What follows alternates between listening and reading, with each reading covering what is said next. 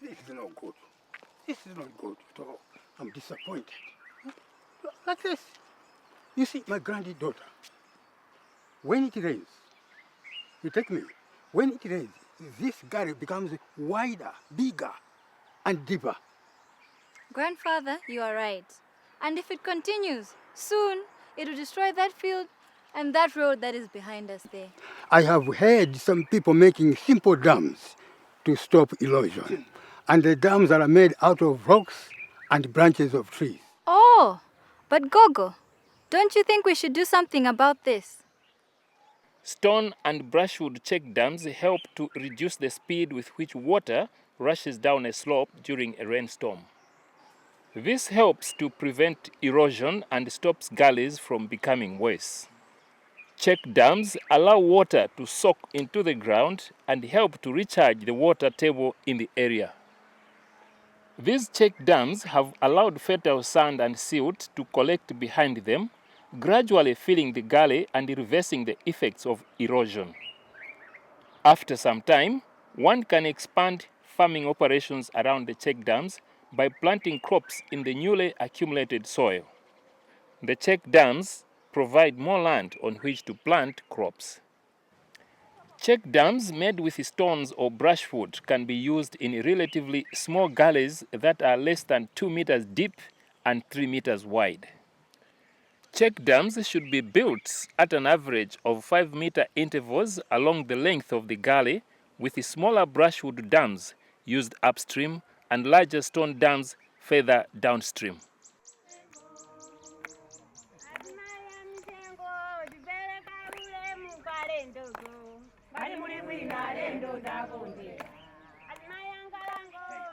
Dig a trench all the way across the width of the gully. The trench must be wider than the gully itself. For a brushwood dam, drive a row of vertical wooden posts well into the ground, about 40 centimeters apart, all the way across the width of the gully.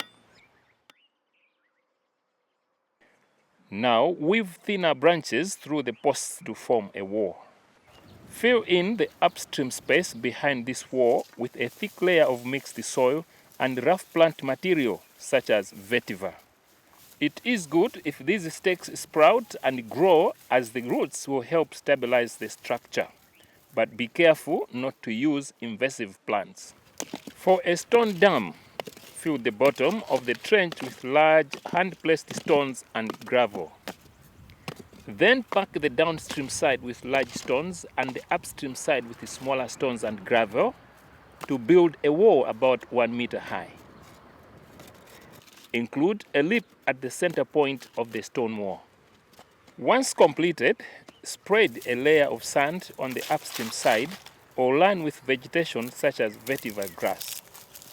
It is important to use vetiver grass rather than napier or elephant grass, as we don't want the cattle to graze in the gully and cause more damage.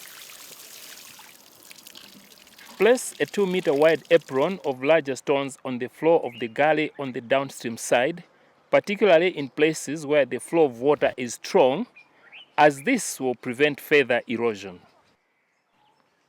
Once built, water should be able to pass easily over the top of the dam and slowly soak through the wall. Regularly, check the dams for erosion and replace any stones that have been washed away.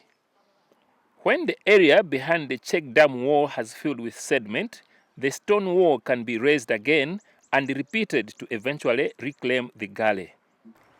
Where there are deep gullies, it is a good idea to adjust the slope of the gully banks to a 1-in-3 slope and plant vegetation barriers on these banks. This is good. That's what we wanted.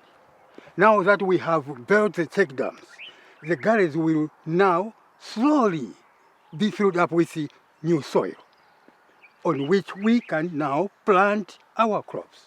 We also don't have to worry about erosion and gully problems that destroy our fields.